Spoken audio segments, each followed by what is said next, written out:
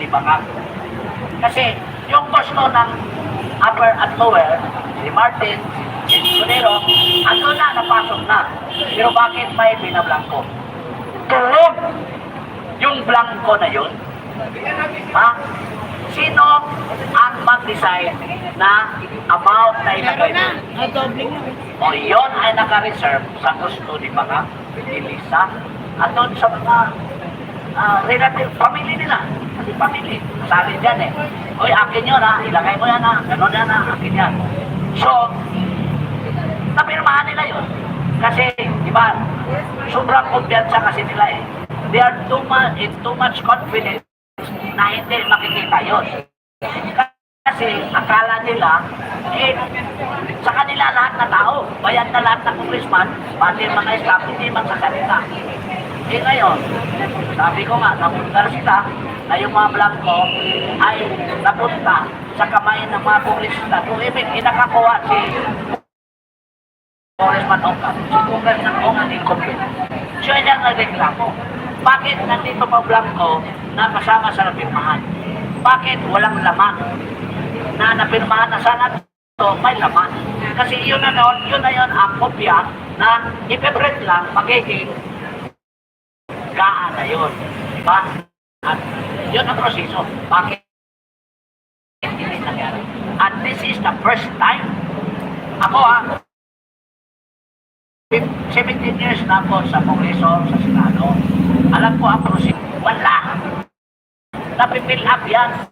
Dahil ang finished product yan, yun ang ipinamahan ng presidente at gawin libro ay nagpapakita lang na merong talagang God's intervention na sa ngayon mabubulgar na ang dekadang problema yan sa mga pagnakaw ng kaban ng bayan na pinag-usapan ng sabaykan. Yun ang mali nila na nablangkuhan, pinirmahan. Yun ang mali nila. And that is, dahil napirmahan at nagawa ang gaha na pirma ng presidente, it could not be called a wrong law, but it is an unconstitutional law because hindi yan dumaan sa legal process. Dapat, nung nakita, binalik, sinisig, koreksyonan sa plenary, yun, mawala na yun, yung blanco pilapan sa plenary. In a transparent manner, pilapan yun, hindi na utusan mo lang yung staff na technical malversation. Kasi, klaro-klaro, sila ang magpirma, sila ang lang, sagay ng mga mouse, calculator lang, bawal yun. Kasi ang correction sa technical staff, tama, yung choice of word, yung technical lang na grammatical error, technical error, yun lang ang kaya i-correct. Pero yung amount, hindi yun. Kasi by cam ang mag-usap nun. Kung may blanco, ibalik sa galing sa plenary, doon pa lang sa plenary. May blanco doon. Di ba sabi ni Raul Manuel, 1 hour lang before sa plenary, nagbigay ng kopya. At saka lang niya nakita na may blanco, kaya nagreklamo din siya. Di ba? O so, nagreklamo sila na may blanco.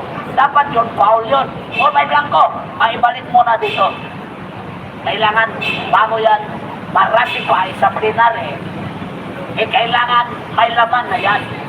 Because that is really the control file na gagawin na bigay sa presidente at kompleto na yun.